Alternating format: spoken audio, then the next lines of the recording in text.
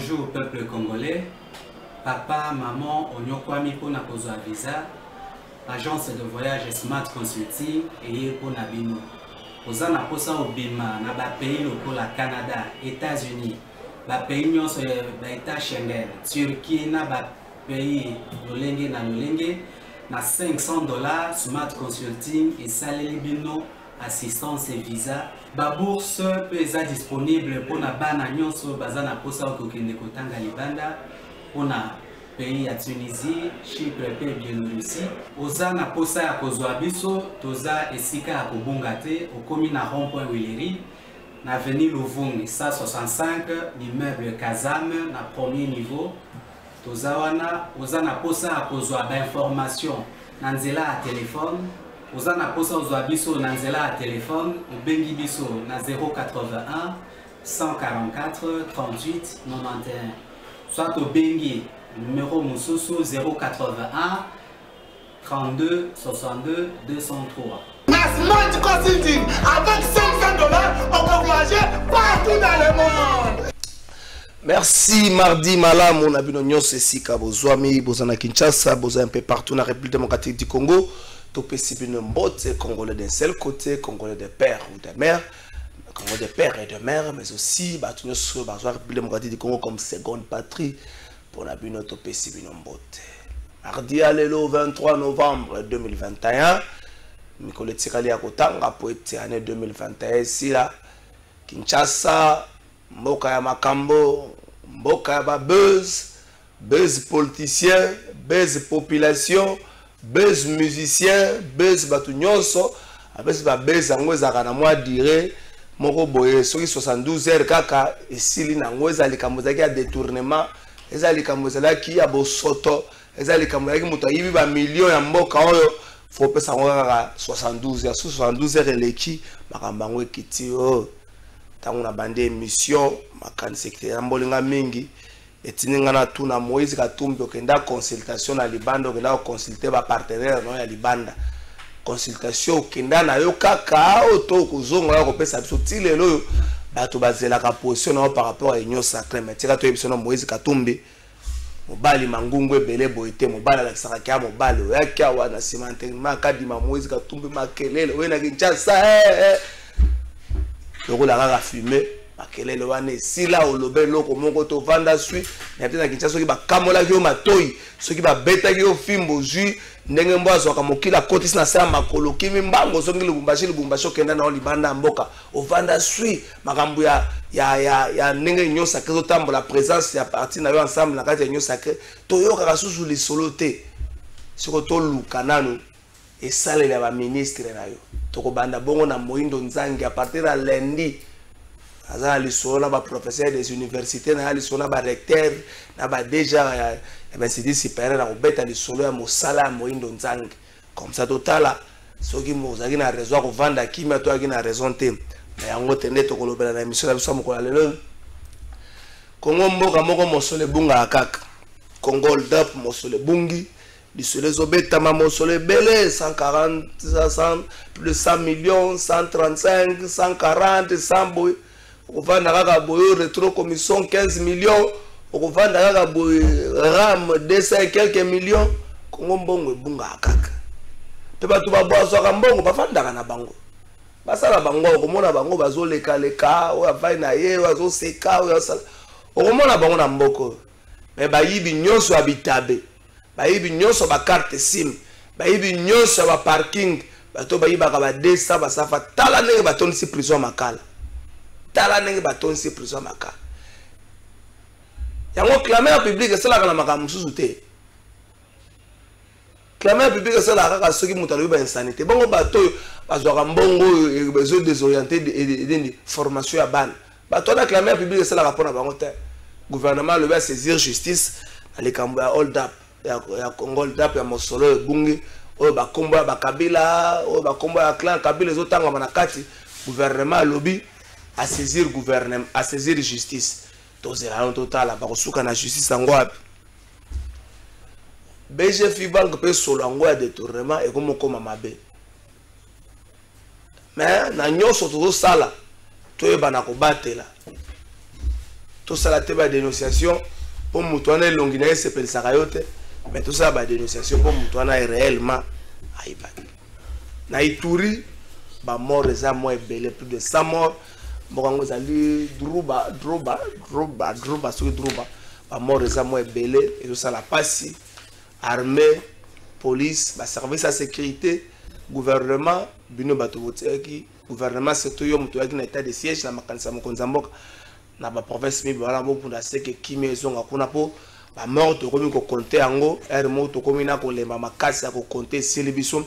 Nous espérons bien que robota mboma état de siège robota mboma nous espérons pour ce que boti mboma te sonne ko za ba congolais nyonso likambo city na mokola lobby malgré interdiction malgré barricade mais au moins expression na bango et kokisama ki bande ko basalaki boso ya seni honorable Likinda alobi ba beti mo sekwe mais police alobi ba beti motuta simbi motute police aboyi ko beta gaz mais honorable Likinda alobi azui mo sekwe biloko so na na poche kei mais au moins des deux côtés bravo na bango eza bato ba yaki sitine abami policier libangate eza policier na ngambo na e abeti mutute selon la police mais sikato ebisa na gouverneur mwana ba biloko soki ba raté zali eza yo bato balo bateke trésor osaka fixation to sur le gouverneur oui soki ba raté zali eza gouverneur général Silvano Kasongo aza exécutant ata mokonzi ya vérité aza exécutant yo muto zo akaba mokana selon maître Hervé Diaké ses porte-parole ya CLC botikala ko informer bango te di manière officielle que bobo ici tinwana ba yo ki yango ba moni yango na ba réseaux sociaux to ko na interview maître Hervé Diaké ça ba yo ki yango na ba réseaux sociaux siko déploiement oyo tsaki o handicapé bakambula ville okangi banda BCDC okangi kutina gare centrale pona nini okoye ko yate o cheka ka bato wana ne sika nono botika boulevard ko funga maboza les deux côtés et c'est possible biso boko tanga biso boko pesa ngo na nani bo sala yango olo saka ba exercice ya makasi boye ya ko nyokola ka ba policier ko sala ka bo ko sa soki peut vérifier ba mission ba policier ba sala ka soki mosole bimaka ba policier be baza bato baza na ba famille ah botinda bango na mission est-ce que mosole bimaka est-ce que la ville est à la disposition ya général Silvano Kasongo moso pour ba opération pour so ko vérifier ko la police la ville province ya Kinshasa attaque carburant ba komi ko zanga yango attaque carburant ba komi ko zanga yango na lobita wa bo so ira lobibo ko no ko général Kasongo yebise ke yone hiérarchie te makambo yo za hiérarchie za te est-ce que otinda ka ba police na ba opération bo otila ka bango attaque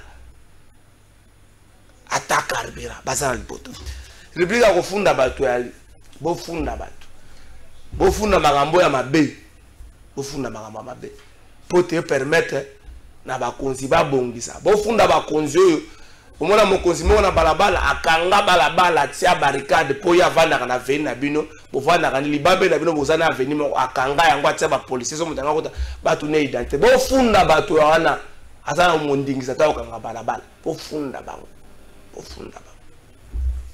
avant na ko la bino invité na ebite ministre ape meya sakanani ministre ape meya logo na kolaksango na émission na bande pe na kolaksango na suka dete fodi kipi mosunga ngai aza muntu ya azaka muntu ya mutanini ya jwa INC mutayeni ministre ape meya bis ya ba personnel ya ministère ape meya petite et moyenne entreprise bis wana oyo bozomo eza na IPN dete ko tika bango somba yo ka bis ezo belela batete la royale ezo bombe ba client bota nenga bato bazo kota ezo bela batete ngamo mutu na filmer yango batete la royale ministre ape mena ko funde ba premier ministre soko sanctionner bato wana te bazo bela batete la royale dete pesa biso plaque wana ba identifier bis wana na filmer bango bomone mutu azo kota plaque yango wana na eto soko ko zoomer yango ba mona plaque bis oya ya pe meya uti pen tia ezo bela batete la royale chauffeur a bisinga filmer na yo sa nini bakonzi bayebi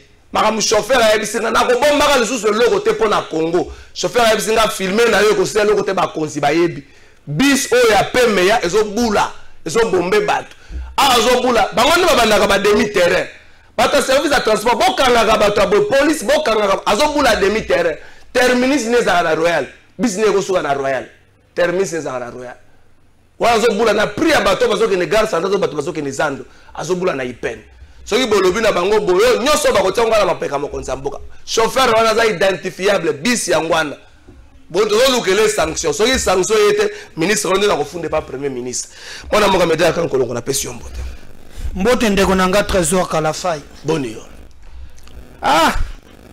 ka bongo mboka ngo yo koloka $100 me koyoka ba million yo kotambolaka na bakolo Congo bato yo baya awa na ba bot donc bakomi ba millionnaire yo posaka de masoko tata clair mais na comme non nga na biso to ko bunda na musala onde longo bali ndo yebo olati que la fenyi na yo la mukina tongo yo na plateau de vérité ozwa na solo nzoka ba mususu bango baya ndeba yo ko ba mususu mona bango par quelle magie omoni bisa pe meya ezobula mibazobe la ipel batete la royal bisia félicitations ndenge ozwi bango mena banzeke bakonzi na bango bakozwa c'était zongiza biso ba mona ngo bisa pe meya Congo ebeza beaucoup suivi na émission to sala kila fois passé on a même kingambo chombo nangako donc en fait na mboko bato basala ba cop bango baliaka comme dans 3-4 magistrats na ya tchana parquet alors à koko andenga lingi vous allez montrer la nzambe exactement nazo lancer série de prières mo à partir ya le 1er décembre basala la nzambe ba flatter boya na binote basala la nzambe ba pétage boya te batu nyonso baliaka mbongo ya mboka oyo na ndenge ya mabe na ndenge zanga explication to banotindela bango moto to kotela bango ba date limite ba katisa te nzambe osalaki na bana Israël biso passe oto mone leki 40 ya traversé basi ba yebane batango ko to banda kotanga bango na bakomo tango moto ba katisa le 15 janvier te to commencer la bango prière à partir ya le 1er janvier ezama te meto tota na une image ya City na lobby City ne sala maki mokola lobby na besa mbote na ndeko ya pepper de komone saka na dunia kilanga yango yo bakangaki yo to bakotisa ko na jipa la police théâtre yo bazo kango ba police bazo bondela yo kota pa dunia kota bakangaki yo to bakotisa ko na jipa to bazo kolongolo mutu moko akana ko ngaka beta yo elo pe na remarquer bona ko bango na suka tota no image. Merci d'être sur le taille comme image comme après tout le monde qui gouvernement il fallait peut-être pas à paralyser ville na quoi il fallait tika vendre ko basa cité na bango expression moko démocratique ba ça exactement ngai il ne faut pas couper ça bango importance ebinga medar na bundela makambo ya expression ya ba marche démocratie etambola kana meeting marche na ba sit-in donc c'est pas aujourd'hui que parce que bokomi na ngambo soit ya union sacrée nde bokobanda ko bebisa ba valeur obino bobundela ki jamais au mona kingai tango ba pekesaki Martin Fayulu atambola ka marche ali boso ba tiaki misapi na lobaki jamais alors jamais bakope kisayete atika atambola ezali reconnu par la constitution mais ezana batu bako tambola te oyo bali babomi basasi oyo bazoko créer yo katima bakolo na zo bisayo bawo wana bazoke ce qu'on appelle en français diversion donc tango biso to kozela mbongo na biso tango to kozela to yeba que possède Chebeya balobi le premier awa ezali ko banda to yeba maintenant plaidoyer e bandi ba ko distraire biso ngai so Chebeya sala ma procès bango batambola marche li sumo non ba wana bokoto le pour la démocratie et bon on a pekisi bango bazali babomi basasi mosumu ki abongola motema ngote ya mutute tete Bible lobi que il a fait les uns pour le jour du jugement. Yaba tumusu ba bongi kaka basambi sam. Donc bako bongo la moté. C'est la bongo la moté. Ba oyo bakota na nyo sacré bolimbisa bango ba ba tika. Ngala lembisa bango, ngala lembisa moté na. Yo ngala lembisa moté. Yo na mona ki otango ancien porte-parole à gouvernement ya kala. Tanto porte-parole à gouvernement kala, c'est là que nini ozo benga ngai yo. Ngai. Oh boyo, yo misi bango te. Okoma lukuta kala fai. Ngala bengo yo misi mende. Bino boku misi bango te. Mende pona ni. Oh, Paul obi malamuti. Yo la kesanga émission. ba mende wana bangoka sanji ba bitakwira ba tuno swan shamenga la bazala bango kuna la plupart baza kuna na coalition gouvernementale mende za na CCI allié na ye ana ba député na ye bazala gouvernement kuna ngai ko to chama batu wana papa el tourne to ba valeur union sacrée za blanchisserie te soki ba bongoni ya solo basengi ba congolais pardon et monene ya solo to ndima bango kana boye ngako changa moi j'ai un combat avec ce peuple ba yebelingai ngana ko soutenir ma bête ezala wapi ba o bazota eza distraction le vrai problème ya limbongo na biso le vrai problème na na boma chebe na moni shadari azotambola na moni dunu ya azotambola policier lobby bolingi bozo succès na ko beta gaz te mais tango biso tozo tambola baboma Thérèse Kapangala po ayibaka Rossi baboma po na nini po azoki mwa shabatu oh là-dessus marcher avec ces gens c'est cracher même na mémoire yaba tambola pour la démocratie ceux qui même raison ceux qui même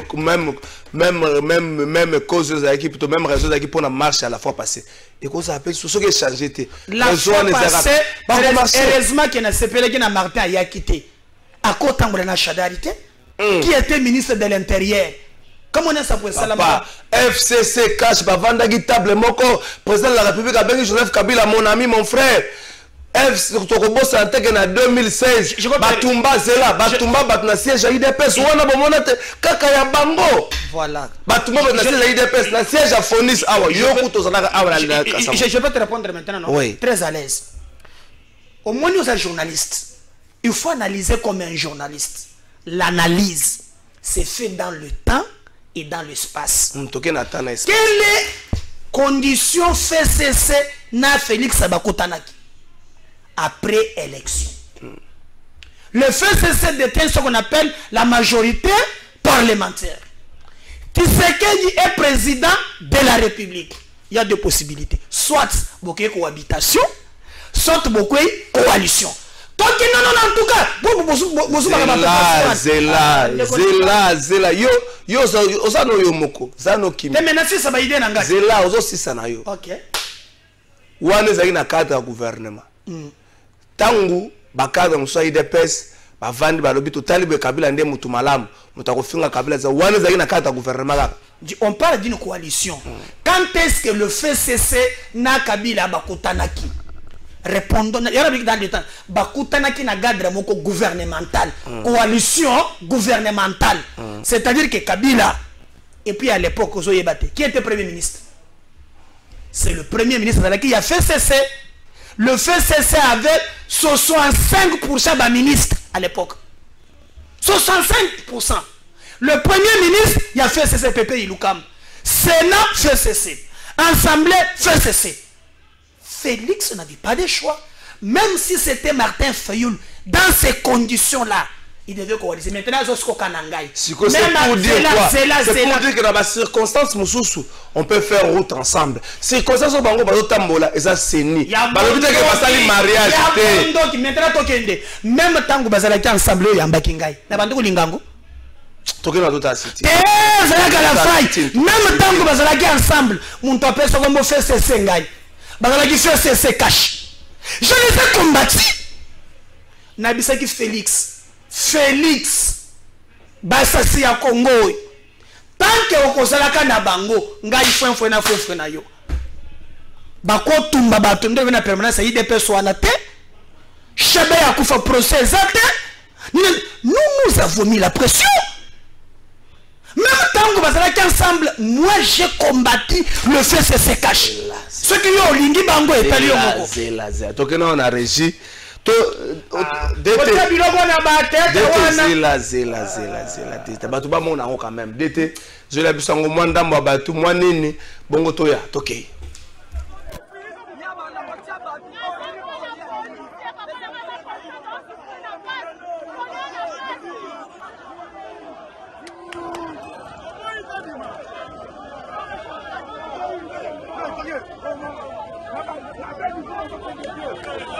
Oh,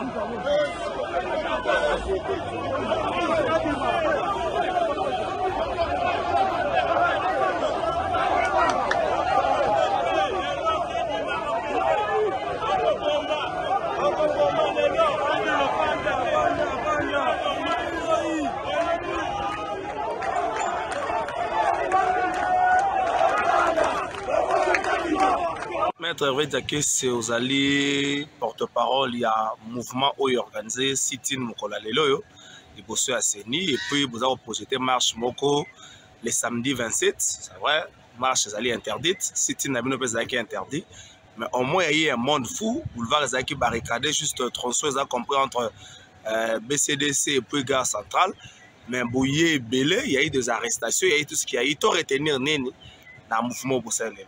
Et là, on va retenir les amis de Tolobaki, tant que ça, qui marche le 13, et ça, quand tu m'as dit. Et donc, c'est là, il y a un message mini, où tu as qui, déjà, tu bêta qui c'était. Tu politisation à Senyo et Salamaki, la ndenge, les lois, les alandeko, les cadets. Les alabas, membres de l'Union Senyo, ils ont reflété la volonté de la famille politique et chef de l'État. Nous avons enseigné une composition incomplète, nous avons enseigné une forcing, nous avons enseigné une commission dite paritaire et assemblée, et ça la marque dans le camp politique.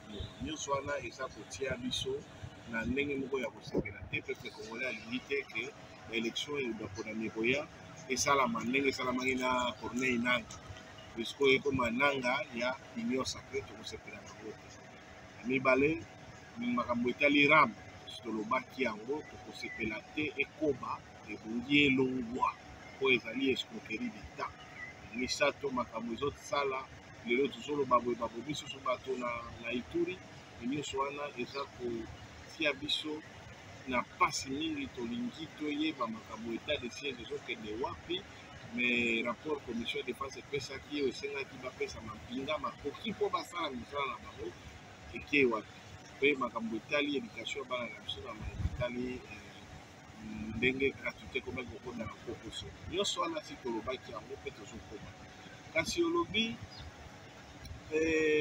marche ezalaki interdit marche à le 27 est interdit, sit-in à l'élo ezalaki interdit. Sit-in comme marche ezali ba droit ya manifestation.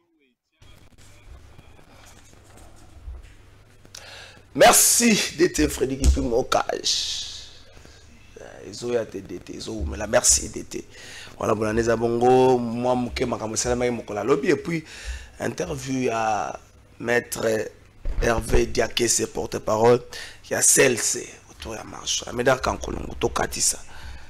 Avant de côté de la détournement, na Est, malgré l'état de siège, il y a un coup fébrile. Comme tout un militaire n'a pas de salaire. Pourquoi abattoir humain il faut et continuer pendant que tu as un régime exceptionnel na côté kuna un militaire bon va salta aux aguets ceux qui va intervenir mais aussi là est-ce que tu as contre ya ko vivre en dengwa? Moi d'abord je regrette que nous sommes là journalistes et là politiciens. Tout le monde a l'obligation de s'attaquer à l'état de siège. A l'obligation de s'attaquer? Je vois presque. Peut-être mena moni et ne bacheli bango mube qu'il faut s'attaquer à l'état de siège. Je regrette. Je regrette pour na bande konanga bazokuf. Kalafai Congolais ata moko wazokufa ezali wa ya trop. Même temps on a fouka makaneb sakankolo et koki. Mais comme c'est interpellé ko sunga. Mais qu'on interpelle bisoin parce que il y a des gens qui font la politique avec ces cadavres. Pour être leader naïe azana discours, il faut qu'on tue ces gens-là. Donc en fait, pour nous, le sang de nos compatriotes, ils ont fond. Il y a comme ça dans politique. Et je suis déçu. Regardez. Cette histoire, il y a Est. Félix vient d'hériter là, ça fait maintenant 3 ans. Maintenant, si c'est 6 mois maintenant qu'il a géré un goye moko. Parce que Bazalaki n'a fait c'est na cache tant que Bazalaki ensemble. Mais c'est un ensemble de tout. Il y a la communauté internationale. Il y a les ressortissants, il y a Est. Moutoumso peut s'aganga moutema passinde Mbosso. Ah ça l'inini dans ça. Mbosso aloba, chers collègues, quittez les groupes armés. C'est que Mbosso à son niveau là, il a les informations. Parce que ceux qui ont fait état de siège, la plupart des politiciens il y a Est. Kalafai, ceux qui ont commis à Est. Au commun na bazoboma na coin wan.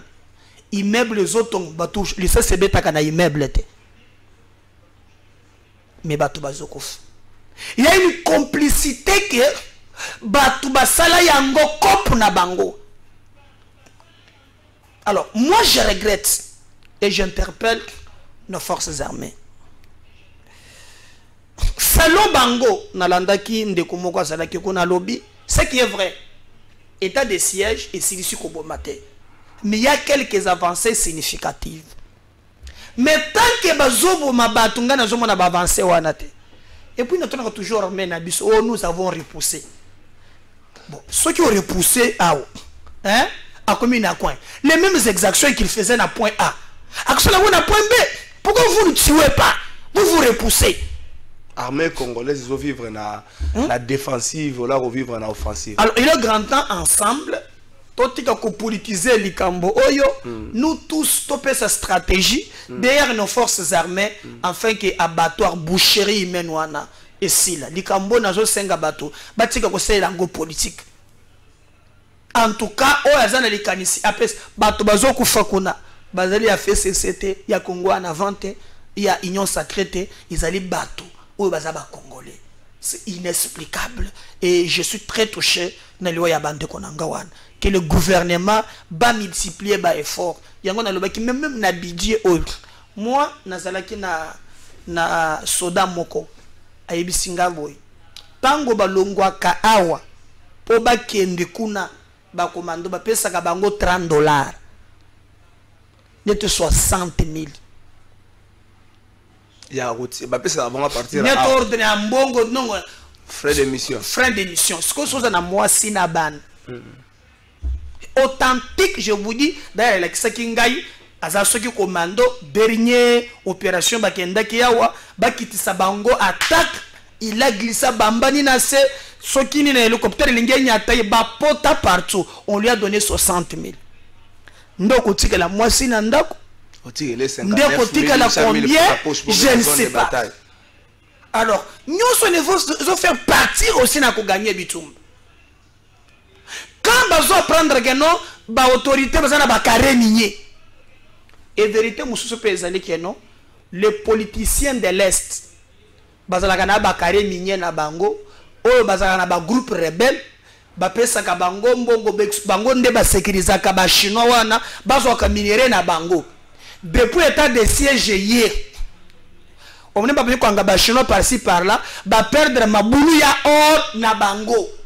Il faut que l'état de siège ait longo des questions de vie ou de mort. Bah comme les Codeco là, ce sont des frères. Ngane ne kalafai. Nena telu la bomio. Quel est l'objectif? Tobi ni sabi bembe bele po balongo la état de siège, tozonge la maboulou na biso ya or. C'est la vérité. Tolingana. Tozokota na makamba ya kumbongo kobunga. Mena pesa ba politiciens nyoso mbote, ba ya régime akala na ba ya régime alelo, ba bazui ba carré minier. Mikolo bozwango mwa mingi na lwalaba. Nzamba batela bino. Bozwango mwa mingi na Okatanga, nzamba batela bino. Ba politiciens ya régime akala, régime akabila, na ba politiciens régime Tshisekedi Félix. La pesi bino mbote la politique se pose ba carré minier. Mais le sambo to kosel la bino. Le sambo to kosel la bino à partir le 1er décembre pour moi na makambo ko na ba carré minier. Beaucoup mona makambo ko na ba carré. Heureusement ma table ezala bongo te. Botu na bato. Heureusement ma table ezala bongo te. Beaucoup mona makambo na ba carré minier. Ata bo timoli na profondeur on ndenge ni boko luka ba minéré. Le royaume Congo comme héritage na bino, bisoté Congo héritage na bino bozwaka pour pesa na militaire $30 pour que lango bitumba. mais dans kankolo mbongo na mboko bana pe ko bunga mwa kala. Mais avant que tu yango une émission tu le gagné na suka na moni ndeko moko pe balobi o ata na bandi ko lobi makambo ya ba ministre o bazo sala bien ba muso alobi o non ndengni na tangi toni mwaba afuti biso mbongo na bangote mais c'est le ministre ngala lobi ko za bien mais batu balobi ke oza bien te na il paraît ceux qui ba corriger que examen d'état na bango ba poser qui ba examen tout ça ti de lo ba komele ta composition ba composer qui ba corriger qui pe hein depuis ti de lo ba futa mbongo na bangote ba komela ye ceux qui ndenge nini mbongo ezali te ba komi ko benga ngai o ndeni yo lobi ke to di mwa bazali ati ah bande ko na ngai malo asilisa ki grève quand même abundi bozwa balobi te que ba subongo te na lobi ah na ko ba subongo sinde ko lobi ka cité mais na ko sengela ka bino po musana na ngai yango wana so bande ko wana ba sengani bazala problème ya bande ko ba corriger ba examen d'état na ba to ba composer qui ils ceux qui va pied budgétisé on appelle les prestataires extérieurs. OK on na lobi bino bino pe bozala ceux qui ba futi bino bo pia ka ngai ngana lobela ba trop soki ba futi ba muna tate ono olongaka penda ku ofuta ta uchata karibirante na ko lobela bino tori mwa ba futa bango bango ba sepi po ba ko pekisa ngai na lobano ke no oza ministre mabe malamu to ko ta ba ministre na soka mais espérons bien que monsieur le ministre ayoki elongo na cabinet na ba prestataire extérieur bazolela ba composer examen d'état 2021 bazolela 2020 bazolela ba bi ba futa mina note. Boy ça bon soki ba futa meke ndiko na soki mosota ke ndikolanda isika o mosole bi maketo isika o ba reketaki mais au moins bande ko bazolela mais dar kankolo kongolda bande ko pepe reba ka isaki lobi lettre ngona za nango ba moni ngo za ba kombe na ba calcul politique pona ko nuire na image ya batu bakambaki mboko na ekeke moko to yepona ko nuire bango mais ce qui est vrai Congo au-delà de berceau de l'alimentaire, il faut que le Congo berceau de détournement. Au-delà de berceau de l'alimentaire, Congo est berceau de détournement. Et ça, c'est une explication. Va détourner mon go pass, va détourner mon ram. Nous sommes mon Congolais va détourner. Ce que tout n'a pas mon go pass, c'est que n'a pas aéroport va poser la première pierre et mon a raté. Tout n'a pas mon bon ram et que n'a pas explication. C'est ça mon ba Congolais. Conséquence tango. Peuple azala makambo basalela yo za ba détourner mané nda ko ebisoka la fay moyibi aza moyibi esika na ye boloko azala ya azala na Tshisekedi ndenge pe ba yebisinga ngana ko ebisa bato ya Tshisekedi na ko ebisa président de la République lelo Kabila oyo makambo musuku miko landa ye asalate ayebe ngutu te mususu te ya yebi yepe mususu asala te mususu ba yebite ye popo ba yebiki ye muko alingaki cop nde bato balanda ye na cop OK alors donc les gens de ça bono aux plateau de vérité tous na ba Patrick wa na boga ye kaka Patrick kitoko musomon azaka pe muntu na ngai ba mona kaka yoka na foka ba cop so yepe ala fa ngape na beta pe me ya niveau na ngai ndé balobi mbisi banda ko pola kaka wapi na mutu soki mokonzi o tracer ligne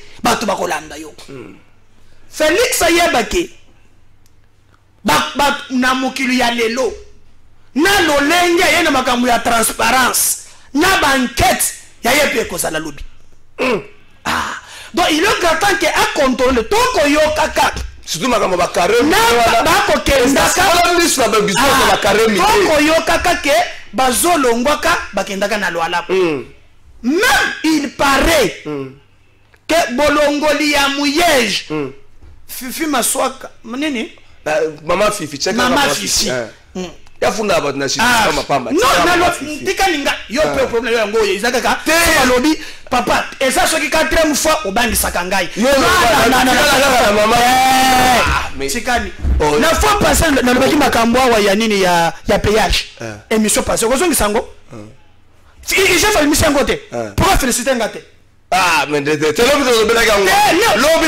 député Nelly. Pourquoi féliciter un gars? La félicité la soko, ça n'est pressé, ok.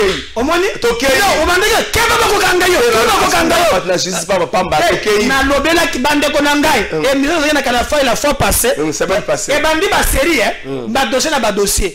Semaine passée na ye na plateau oyo.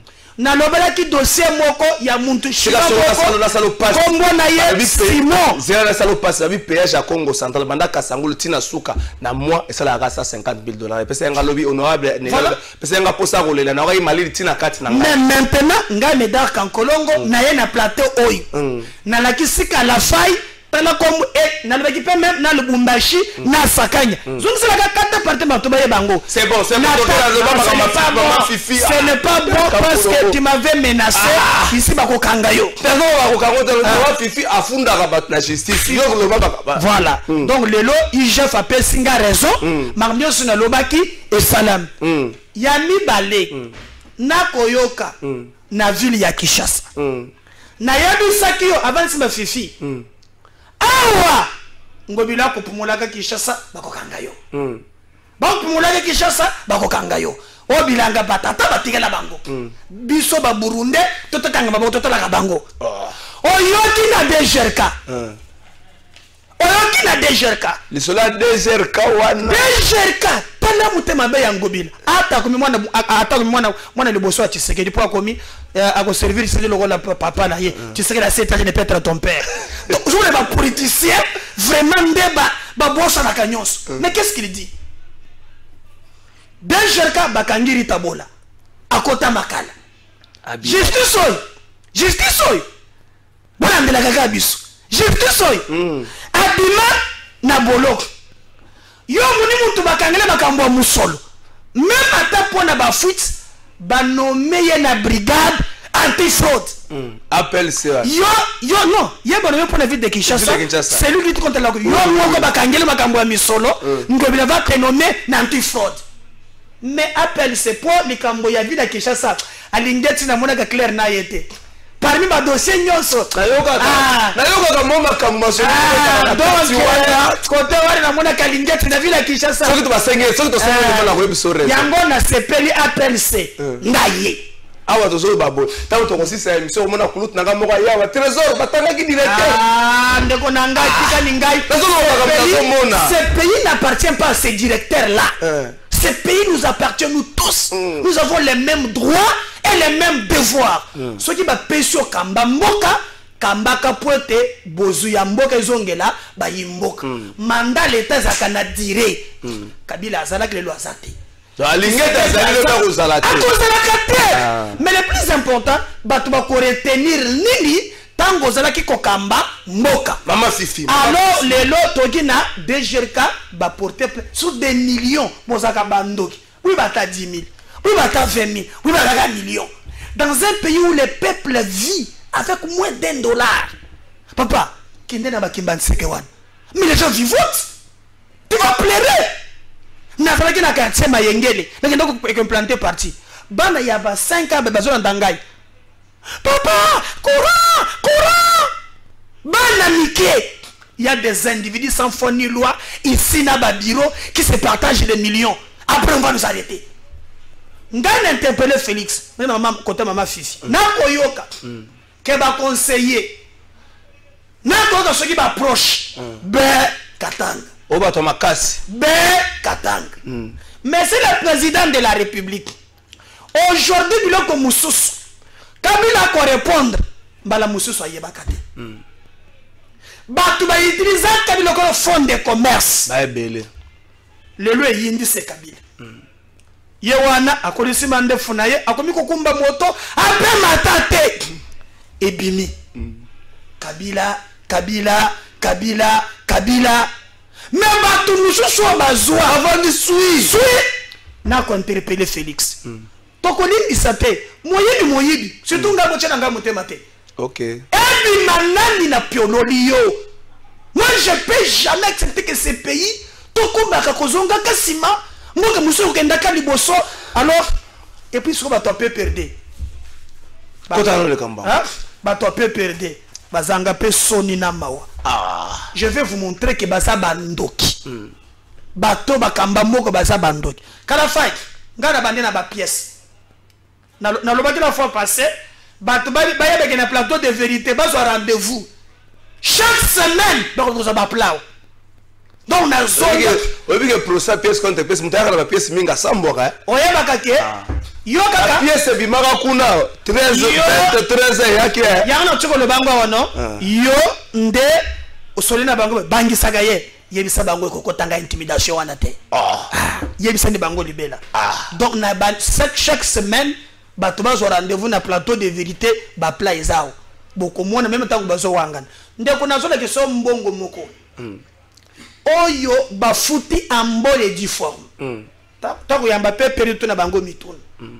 Combien? $100,000. Bafuti yango impôt na biso minéraux na biso. Comment société wana Mutanda mining. Naebi mutanga. Voilà. Na kopesa yo na bordero. O bango ba futeli. O bango ba futeli.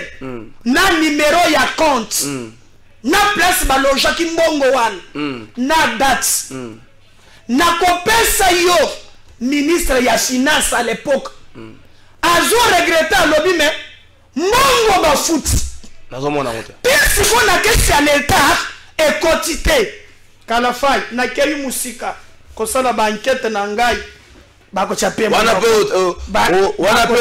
ozanga ba ONG belé bako chape otangi document ngamoko otangi ngaka no ngamoko ngazana ba document omoni yosoi eza ba relevé de compte mais na lingi d'abord yo otanga quand même omona na peso moko otanga ona zo cha commentaire tangela bako bordero d'abord yango wana ya mbongo tanga nano Banque commerciale du Congo agence de Lubumbashi.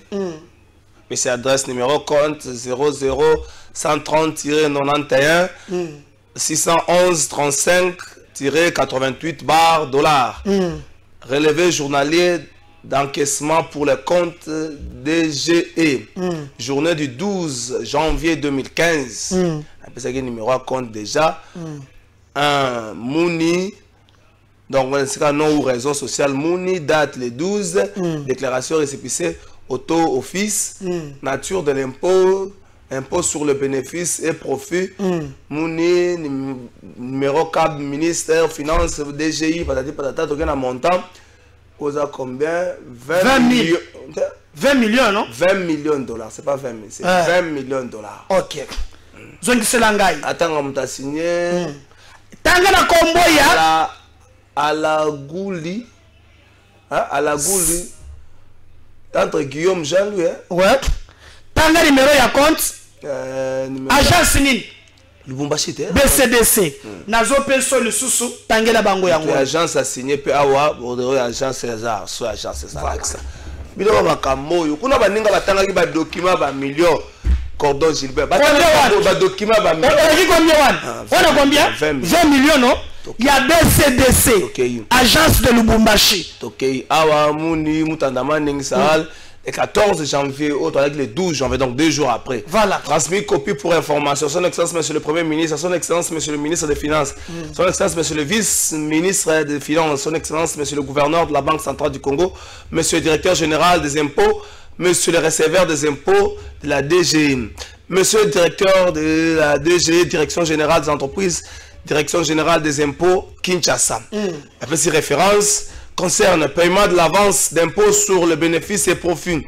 Monsieur le directeur, nous faisons suite à la signature du protocole d'accord du 7 janvier 2015 et à la réception de correspondances numéro CAB ministre Finance barre DGI barre 2015 barre 05 et numéro CAB ministre Finance barre CF barre HN barre 2015 barre 030 émise par son excellence monsieur le ministre des Finances et conformément au terme de l'article 3 du protocole.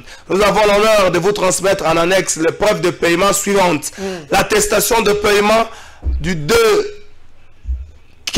barre 2015 barre DGE émise par la BCDC plutôt pour $, 20 millions de dollars américains. Bah, combien on peut la lettre 20 millions.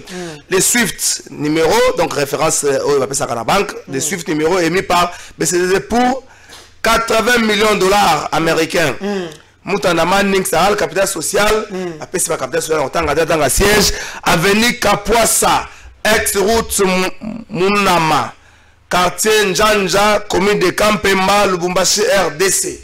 Maintenant, oyoki bambongo wan boya boza bopena courage kana fa oyiso na kanda na bango siko na zone kiso siko yo o siko ministre ya finance on bambongo nyoso wan et continue so 20 millions aux 100 millions de dollars exact siko ministre ya finance azo combattre siko bango qu'est-ce qu'il demande aux les 14 donc 2 jours après paiement tanga ministre ya finance le ministre ya finance là des hommes na malamu tena kenase ministre de la Finance a commis nani ils ont la malamouté ça 2015 déjà à comprendre objet correction réalisation de la DG à monsieur le gouverneur de la Banque centrale du Congo donc à ministre a commis le gouverneur de la Banque centrale monsieur le gouverneur j'ai l'honneur de vous demander de bien vouloir porter au crédit du compte de la direction générale des impôts les paiements des dollars américains 100 millions de dollars effectués par la société Moutamba Mining au mois de janvier 2015 au titre d'impôt sur les bénéfices et produits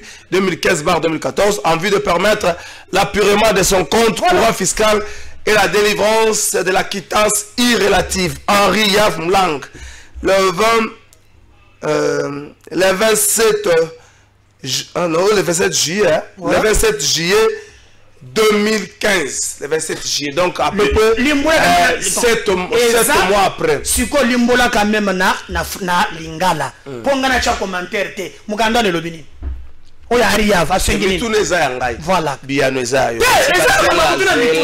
C'est là meda kankolo. Oh. Na mikanda oyo. Oya liboso. Ba futi 20 millions. Mutanda maninga futi. Oya mibale mukanda ozali mutana maninga komi yango apesa na référence oyo ye akome afuteli bambongo akomeli yango la direction générale ya ba grande entreprise et puis direction générale des impôts mais 7 mois après ministre Aleli akomeli gouverneur à banque centrale alobi ke mbongo ezate il faut botinda mbongo na compte voilà ya ba entreprise wana po ba appuyer Nyongo na bango ya exercice 2014 2015 na Italie 7 mois na Italie revenu et puis à lobby pour passer bango ba document et attester que ba futa jusque là bande ko ba futi 7 mois après ba sangi document donc le roi ba se plaindre devant ministre a comme le gouverneur à banque centrale bon mais dar kan kolongo sikoyo nazana ba relevé bancaire oh nazui hein au monipo TV ça yo peut ça là le ko na moko meda hold up donc pour te montrer que ouais ça moko 100 millions mbongo wana tilelo et kota na trésor public té so no mokanda me réponse à gouverneur à banque centrale pas ministre ça nango té exact parce que ngabso ngana yesu ko bandu ko sikoyo na ba relever non ce que na banque on va ko ba relever okokuta trace mon côté bomona bambongo bato bachacha na banque centrale de 2015 jusqu'en 2022 trace wana eza nyoso ba relever okota bambongo na badate exact bana Kinshasa batala bana Congo batala et puis na yoki ba sala communiquer non les pépés on va venir oyo bilanga bakoko na bino Mohamed après pour nous répondre à ça nous marchons contre la dictature. Yongo ko tangi mikanda. Aria va na bomoi. Aria va se plaindre de monalité. 100 millions moi. Afana bomoi. Na pesa numéro ya compte. Kala fai tolinga Congo. Sikoyo ngana ba ke ba magistrat bazaka na recherche ba infraction. Ba magistrat zole biso adresse ya na fai. Là mutala fandeli na bureau yango wana. Ba magistrat ero ba vandi. Ba vitala ba na wana. Il se trompe. Kansaneni. Ils peuvent rien pour ce pays. Bana na bango ba ko banda ko sila makila. Pour continuer à aller. Pour mbongo 2015 est-il combien 6 ans. 100 millions de dollars dans un pays où Batoubazo fait pour les dipiron. Dans un pays où nous tous en Kimbanseke, hein, on a poussé les bourriers à maille. dans un pays papa ngana utina mbujima ina kasai te kuna koloba basi ya obenga kana chuma jampusu te kuna koloba osana bat comme ça on peut payer 1000 francs on peut se merci du fois mais il y a des 100 millions de dollars partagés entre les bazo ba dipia minene bana bango bazo kanga ba boîte de nuit et puis on commence à nous marchons pour la dictature bandoki Fayoul biman zela batoy biman zela ya batoy zela no na senga élément moko ouais biso on a comprendre raté yo za héritier te ozala pe na privé to ozwa mosole belé oyera kambala moko bo na politique moi quelque table oroma patron ozanga susu monsieur Franklin asikate ozola kango ozanga na machine na ndako osala $, moko sala kanini moko azala ki journaliste vient na yo akoma vice ministre plein de vie échange asomba mbala moko lupango na avant comme magasin quelque part oye bien on comprendre yo kanda asoba na bato mwanga na komiko lia 5 kg de viande par jour n'est pas nangana tikaka 400 000 kasi ba goutte pe ko ya goutte nete 400 000 yango tekaka nini train de vie na yo changer yango population yo yeleke ko salela yo oppressé ni zano sengele mamo tata mo conseiller kolo na moni IGF azo sa ne musala be mais ça ba dossier musu IGF a kota abimate a koti abimite dossier melier IGF a kena ko sa contrôle na régie des eaux tile no régie des eaux kotoye bagate suite nzola Kinshasa komi na mabulu ba timole même na komi bato ba timole pour la ba fois jour to ko banda ko zinda toko zinda pale ko ba forage pour régie des eaux bon oyo d'abord base na régie pardon bongo oyo nini babengisaki Gentini ministre provincial de la finance conseil financier na ye eza wapi pour nous on Tshisekedi ndere jitako bimate IGF ba dossier belé somene tokena na régie. Le manque d'eau potable et la mégestion dans les secteurs de la régie des eaux, telle est la préoccupation soumise au directeur général de cette entreprise en séjour auditionné par les députés nationaux de la Commission de l'infrastructure, aménagement du territoire et ressources hydrauliques de l'Assemblée nationale. L'honorable Ogi Kalonji explique ici les préoccupations de la population. L'opportunité d'avoir encore le DG de la régie des eaux. La régie des eaux reste tout de même une entreprise au cœur de la vie des Congolais.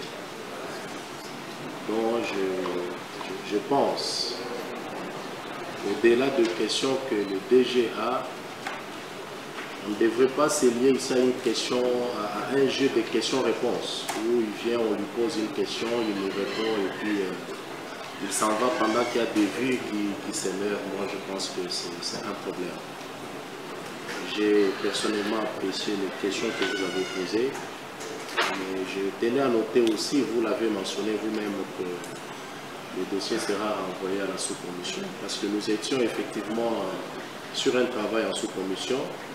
Le détient là, et on était buté à un petit problème lié au climat que vous n'ignorez pas, suivre les travaux avec le DG. C'est-à-dire que je vais quand même me réserver de poser certaines questions attendant qu'on approfondisse ça en sous-commission, parce qu'on a eu le temps certainement de faire plusieurs enquêtes sur certaines des réponses. Alors approfondies, on a trouvé qu'il y a beaucoup de points. On va poursuivre avec mes collègues en sous-commission avant de ramener le rapport au bureau pour que ça soit fixé en commission. Surtout à la première question, de savoir comment ils justifient les dépenses qu'ils ont faites dans le cadre du budget 2021. Comment ils justifient ça? On aimerait avoir certainement tout le détail possible, le relevé des comptes, les preuves de transfert de ces fonds provenant du ministère de... Merci. Lobi na repère Sabino élément au bon na bozindo. Honorable Ogi Kalonji, merci nayo. Akasi na musalozo sala. Tata mokonzi IGF a compte na makambo régie des eaux abimate a melama. Mbongo bopesaka na compte à 100 jours pour la régie des eaux. Bolandela yango régie des eaux. Parce que ba conteneur moko so ba camion citerne moko boy ya ba 2 mètres 3 mètres batamusa boko ata na gomba boko kokata malelo aka gombe boko kokata. Mais dans ka kolongo tokele male na soka. oyebi ke lobi na kiti ofanda ki na honorable Eli Mwinga apesa yanga pasi azali eli ya songololo alobi na Congo Central lufu ezokota mbongo koleka péage kobanda kasangulu ti kobima na Congo Central lufu kosa ba 500,000 mais 500,000 ape faut vérifier po bato bele bazo tricher alaka ke la semaine prochaine akoya na ba kombo bato wana mais péage ya Congo Central ça à 150,000 olobaki likambango est-ce que vous avez informé na montant to yo kaka biyokela? Non, Kalafai na yebisio ndeko na ngai tokanisa Congo, totalaka Congo, quel que soit nos bords politiques. Au cause de la FCC, au cause de la Lamuka, au cause de la Union Sacrée, au cause de la Congo en avant, mais le plus important, c'est le Congo. Tous à la Kanabolingo Yamboka, ne sais na yebisio, ba recherche na sala kawan, ça me coûte de l'argent. Oyo kutu mbongo te nazo bangela nazo bangela okomona na kokota ngai je fais une semaine oyo batu batindelanga batu ya parquet baya balanda ngai pona bundelaka batu basali ya commerce extérieur na yibate nazo bana nanga bakomi mal à l'aise donc bakomi kolanda lokola moyibi mais bayeba kopumola mboka baza à l'aise. Et quel est l'objectif ya kobangisa biso na yebisa yo keza na muntu moko akomi ministre mais c'est le président de la République na lobaki le kamboyo kala fai lokola yebanaki na muntu wana kotsa ngana makambo na yo te kotsa ngana na yo te abandaki kokaba mbongo mingi afandaka na cité du fleuve na cité za kaboy na hôtel na fleuve Congo hôtel okay abande ko fanda ko na mingi akoma na ba fondation mingi lelo aza ministre soki management soki ministre ni bato bako comprendre kaka mais ye wana azalaki conseiller principal ya chinois zalaga wang chinois komi Simon ngo azali péage nyonso ya Matadi ye wana azana kasumbalesa ye wana na bundia tumba oyo na yoki lobi chef alobi a établir dossier wana lobi medar ata boko reconnaître ngai te. Mais j'aurais écrit une histoire pour ce pays. C'est là, non, c'est quoi? T'as un gouvernement, azabe na copa péage. Bango va taper ça na mboka 150,000. Avant, à comme un gouvernement, azalaki conseil principal. Makamoko no ba mukeba lo baka na kala, bat ba monda ngomba mise ba tepela kana ngoto. Mais biyemba yembo ba mise boyembaka. Bato belé boyela kabiso na bino bato ba théâtre na ba journaliste bi boakela bo boaka bato bato mususu boyela kabiso moso azala même pas héritier nga tata oya zolo na vérifier école na famille na bango mutatekela 10,000 azate atangi le kaka wana inikini atangi le majini na sali soki bo luki bo vérifier na fisc sika zoli mosolo boko monate siko mbongo ça combien na péage ebimisaka 2 millions. Ezaka ya Matadi te kasumbalesa na sakai ba pesi chinois wana ka bokonzio ya FCC maintenant j'aurais appris que il a utilisé cet argent abandi ko pesa soki entourage soki ndengenine il a influencé ba pesi na ministère mais le Congolais le plus moyen batike na ba passe. Dans le baki yango semaine passée, le IGF a bimisi yango. Moi je peux vous dire une chose. Ton côté que la bino mboka oyote. Moi je me battrai. Quand on a gâté union sacrée, quand on a gagné tete. Ah on a phase tokomi et comme phase expérimentale, il y a que mboka na biso et kende le bosso et biso tokani ke ezali malam. Parce que si vous regardez Kalafai, ceux qui sont limité, mboka na biso et kende le bosso.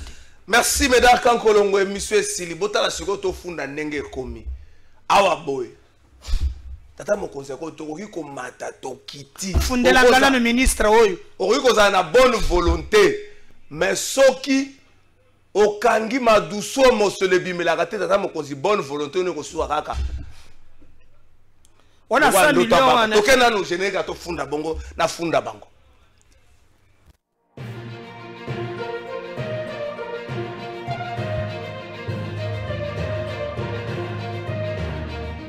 La funda sikoba. Tama mokonzi ya kolo. Ofundo na batu mafunda lelo population de 5 ans.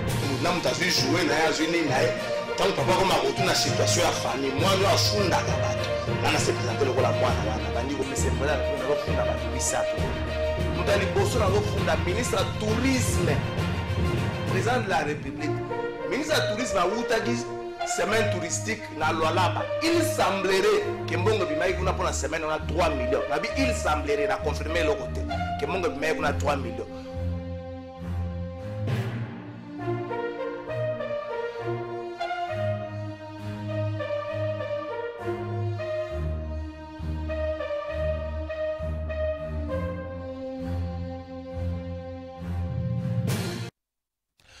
Tamo conseil école merci moi na mo funda yako funda metane ba grand frère ba tomboli egogo po ba betanga ba se belé ba tomboli ba egogo ba gouverneur banani tamo conseil école motali boso na yako funda zali déjà régie des eaux déjà régie des eaux pour na nini mai na Kinshasa ba to ba komo luka ngone ba to ba luka mbongo ba so mona ngolu susu te mutu musako ba luka mbongo azuite azongi bongo mai ndenge moko akokina yako lobela biso nyonso.